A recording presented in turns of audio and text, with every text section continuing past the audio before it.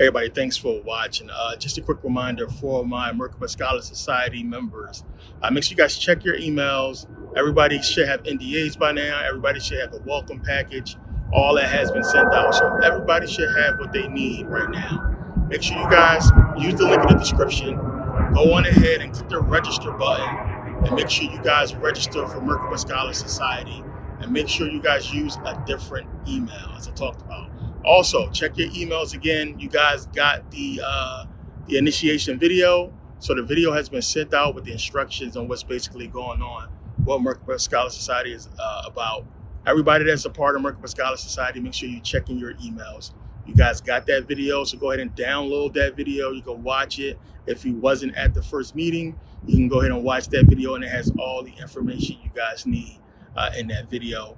And then, we'll go forward. And I already sent out emails with all this information, so I'm just talking about it here to cover all my bases, how the shit goes. Sometimes we don't get emails, sometimes we don't get a lot of stuff. So I want to cover all my bases, so that's why I'm talking about it here. But rest assured, everybody that's a Merkabah Scholar Society member, you guys will get emails about everything ahead of time. You'll get SMS messages, so you'll get texts, so you can make sure you don't miss anything. So, I wanted to get into that real quick. A lot of people had questions. I sent out links to Never Pay Again members with a final opportunity to join. So if you got in, you got in. If you didn't, you didn't. So the first wave of initiates is basically up. As I said, I'll do this in 3 steps. So we're on the second stage right here. After the third one, that'll be it.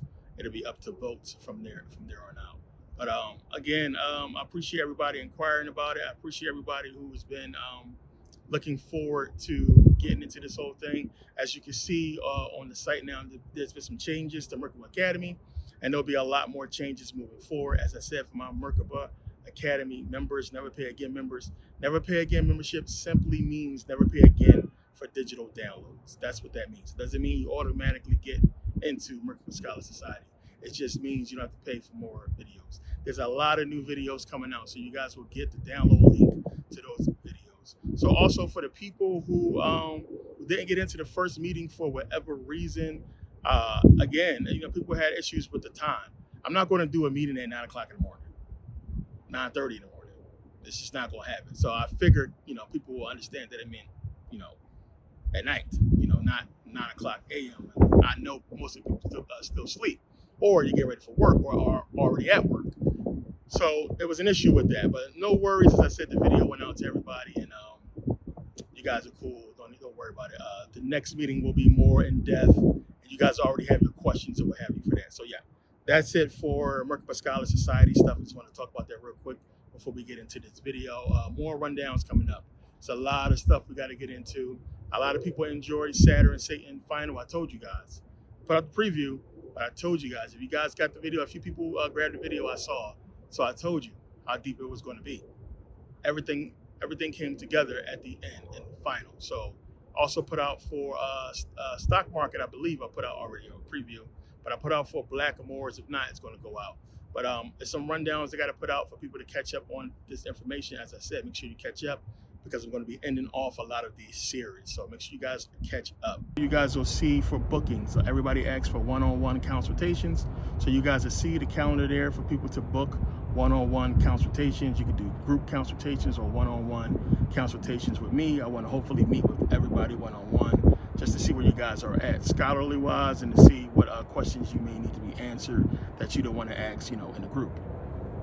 The link in the description for Merkabah Scholar Society, as I said, I made it real easy for people, and it's multiple payment plans. Easy for you guys to get in.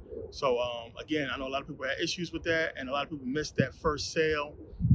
Again, for the people who was in that live, that still pertains to you. I gave you guys the code to use to make sure you hit me up with that code so you can get it at that price. So just send me an email with that code, as I talked about in the live, and I'll give it to you at that price, no problem.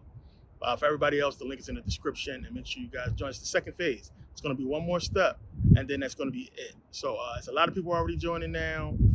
It's definitely going to be more than worth it, as you guys can see, as we talked about in the first meeting. And this is going to benefit you guys in more ways than just knowledge and everything like that. So again, my goal is to make sure everybody who logs out or leaves a meeting from our society is one step closer to their goal in life, and is one step better than they was when they first logged in to join the meeting. I want to make sure you guys are at really good positions and good points. I had some people, talking shit because of what happened with my situation. The reason why I did the little promo video that's going to be at the end of this video, so you guys can see my life. So a lot of people saw the video, they had no idea. Like, I've made millions and millions of dollars. So people had their little inside jokes because of what happened with the IRS. That's done and over with now. Done and over with. So again, I've made millions of dollars. I've bought your dream car probably twice. This is not somebody on here begging for your attention or money. I don't need it. Everything is straight up. Everything is good. I've been super open and honest with you guys about everything. So again, my position and where I've been in life, what I've done, my accomplishments are still there. Plain and simple. So that video wasn't to brag or flash. It was to show you guys what I'm capable of and what I can show you guys how to get. So for people who follow me personally on my personal Facebook, you guys already know. You guys already seen the money. You guys already seen everything I've done over the years. And that was just a little taste. So we're going to be doing a lot of trips, a lot of stuff we're going to be doing on Merkabah Scholar Society. As I mentioned before, we have a couple trips coming up. Dubai, of course, Egypt, of course, Thailand, a couple of places. I'll be doing live from these countries when the time comes. And then eventually we'll get into that with the group. A lot of people asked about the book that I showed in the live. That book is for Merkabah Scholar Society members. You do not have to pay for the book. Every member gets this book free. But yeah, I appreciate you guys taking time to watch. Let's get into this rundown. I'll see you guys next video. So Proverbs really breaks down a lot of, beautiful sayings, the wisdom. And we're going to get into, this being part of the wisdom books of the Bible. But one of the things you have to understand, when it comes to Proverbs and just in the stories of the Bible in general, if the stuff was true, they wouldn't need to put these stories in there. And that's one of the confusions that comes with the Bible, because you read a lot of these stories and people think that this is stuff that actually happened, even though the stories are poems and they're songs. So, when we get into Psalms, and we talked about that, it's poems, it's songs, actual songs, they're singing about stuff. And we know from, most songs, people sing about ideas and maybe stuff that happened in their life, but necessarily, it's not always a song that's true. So same here with Proverbs. Proverbs is giving you, a lot of advice on how to live your life and how you're supposed to live under God. But people look at it as stuff that actually happened and stuff that's real. And how do you separate it? But what gives it away in the book of Proverbs is just the many sayings and what they're getting into, because it's simple. The God of the Bible was true. You wouldn't need this stuff. It would be follow God. Everything would be right. Go against God. Things are going to go wrong. And that's going to be obvious. We shouldn't see what we've been seeing as far as evil people, doing well, rich lives, good people, poor and starving and hungry, but somehow they have favor with God. What is that? So this is what they're attempting to explain with the wisdom books, as we're going to break down. And the wisdom books is, Job, Psalms, Proverbs, the Song of Songs, Ecclesiastes. And really the main three is Job, Psalms, and Ecclesiastes, which we'll get into, which we got into Job already. But you see how it's breaking down for you to try to understand why stuff happens the way that it happens, and how you really don't have no, control over everything. But if you follow God, supposedly, and listen to, his words and commandments and so on and so forth, you should be living a good life. But what is that really about, esoterically? So you got to think about the religious order back then. How are they going to really push this information on the people? How are they going to get people to accept it? Because now we're talking about some stuff that's, there's no distractions back then. There is no social media, football and stuff like that. People are dedicated to this and trying to understand what it's really about. So what are you going to do to get people to really accept the Bible, accept this word and everything? Which is one of the reasons why they kept the word for themselves and didn't let people read it for a long time. It was just this is the way, things have to be. So before, we got organized religion, biblical religion, they call people pagans. You were a pagan and you had to really know your rituals and, what was going on with nature and how stuff worked. There's no understanding of how this stuff really works for the regular people. The people with knowledge, which is why knowledge is everything, they understood. But for everybody else, it's like, okay, the gods are doing this. If we do what we're supposed to do, they're going to make sure, stuff works out. So when you get into this biblical religion, it's like, okay, the people understood that. How are we going to flip this to make them get this Bible? Because, let's keep it real. So you're telling people to go pray and stuff is going to happen for them. How long can you keep that up?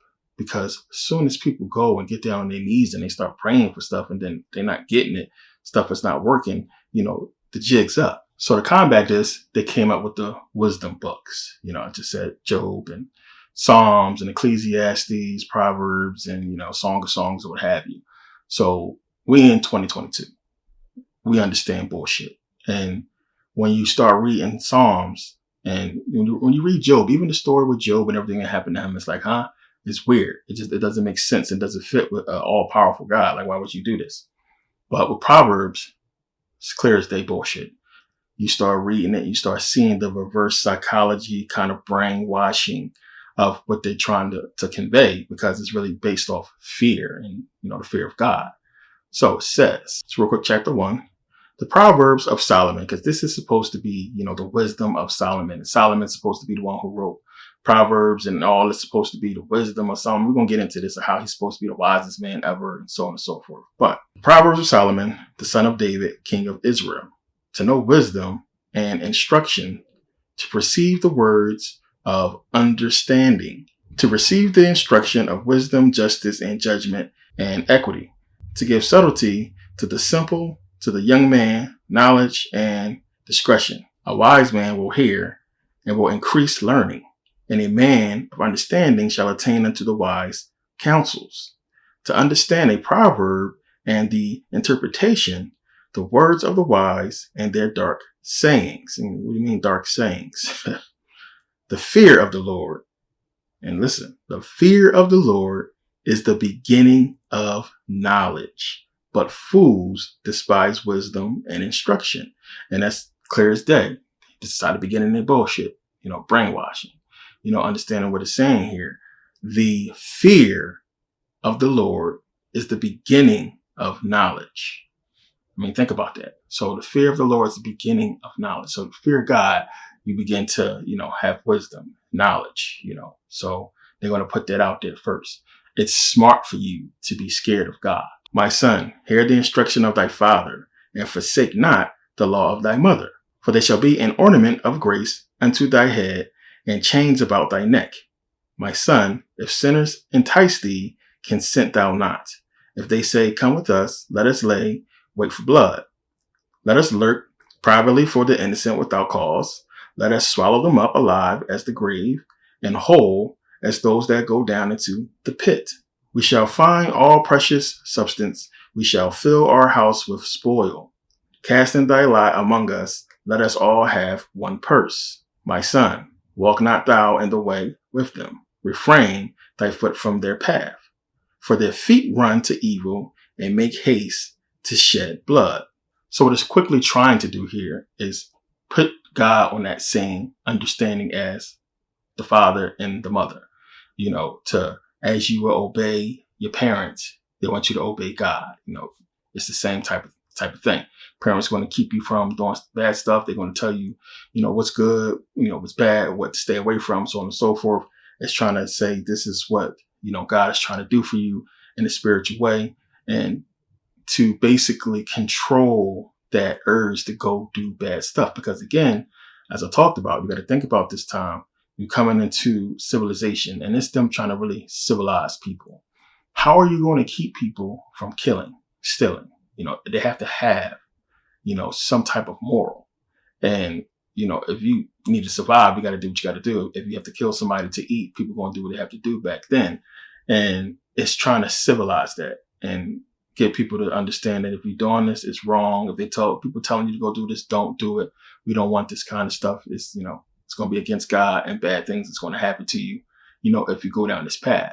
So just like today, as I talk about we understand the power of movies and music, and even poems. So, if you want to tell the spread, they'll sing a song. And you go back and look at those old time movies, it's always about tales of victory and songs of, of valor and, courage and so on and so forth. People will gather around and somebody be telling a story.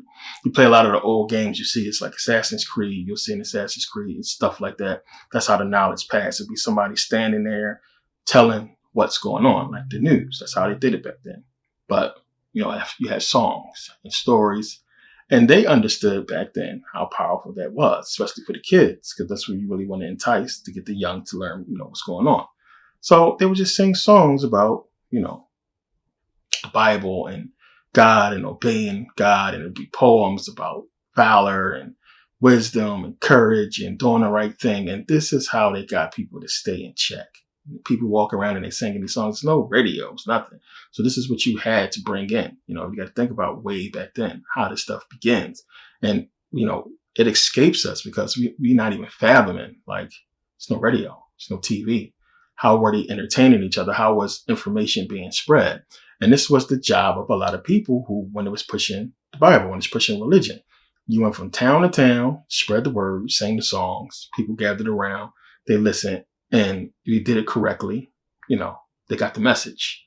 And this is something that inspired a lot of people to take up the mantle and keep on praising. And then you get in an organized civilization, and then you incorporate that into the teaching of the kids, and boom, this is what they know, this is what they understand, and then it moves on. But again, you still have that whole thing of, well, wait a minute, I'm praying to this God, ain't shit happening. Now, granted, back then, it's not much to pray for. You got a roof over your head, food coming in, cool. You might want a girl or something like that. But if you understand what they're teaching and how stuff is supposed to work, you get it. It leaves room for them to escape the bullshit. Obviously the mascot's not for grown ass men and women, but it's for the kids. And that's how we're going to teach the kids about basketball. And the mascot is going to do this and that. So personifications is the same way. With Ra, he's going to embody the sun and the aspects of the sun.